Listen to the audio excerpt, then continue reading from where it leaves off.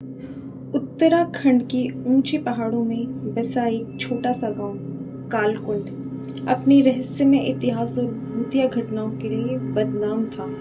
लोग कहते हैं हर पूर्णिमा की रात यहाँ एक औरत की धीमी धीमी फुसफुसाहट सुनाई देती है।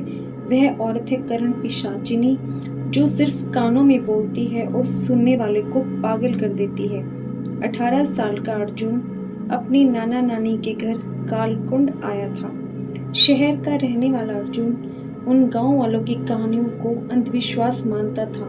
वो ऐसी किसी बात को नहीं मानता था, लेकिन पूर्णिमा की रात वह अपने कमरे में सो रहा था। उसे किसी औरत की धीमी आवाज सुनाई दी, सुनो सुनो, मत भागो। अर्जुन ने घबराकर लाइट जलाई, लेकिन कमरा खाली था। उसका दिल जोर जोर से धड़क रहा था। आवाज सिर्फ उसके कानों में गूंज रही थी, जैसे कोई बेहद पास आके फुसफुसा रहा हो। अर्जुन की जिज्ञासा बढ़ी। उसने गांव के सबसे बूढ़े आदमी बाबा सोमदत्त से पूछा, बाबा, वह औरत कौन है जो कानों में गूंजती रहती है? बाबा ने कहा, कर्ण पिशाचिनी है बेटा, एक श्रापित आत्मा। उसकी पूरी बात सुने बिना जो छोड़ दे वो पागल हो जाता है या मर जाता है। उसकी मुक्ति तभी होगी जब कोई उसे पूरी तरह सुने, वो भी बिना डरे। रातें और डरावनी होती गई।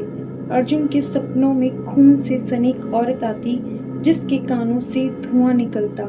एक रात अर्जुन को एक पुराना गुफा का रास्ता मिला। अंदर एक पत्थर की समाधि पर लिखा था, वसुधा, जिसने सत्य कहा पर किसी ने न सुना। साथ में एक टूटी हुई माला और चिट्ठी मिली। चिट्ठी में लिखा था, वसुधा एक साध्वी थी जिसे उसके ही शिष्यों ने तांत्रिक कहकर जिंदा जला दिया, क्योंकि वह भविष्य देख सकती थी।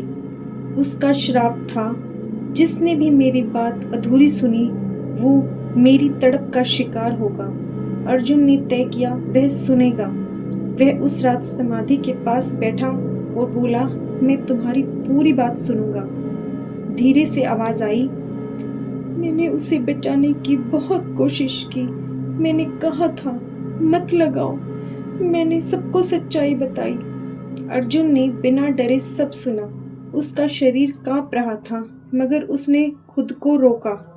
अंत में एक सिसकती आवाज आई, धन्यवाद, अब मैं मुक्त हूँ।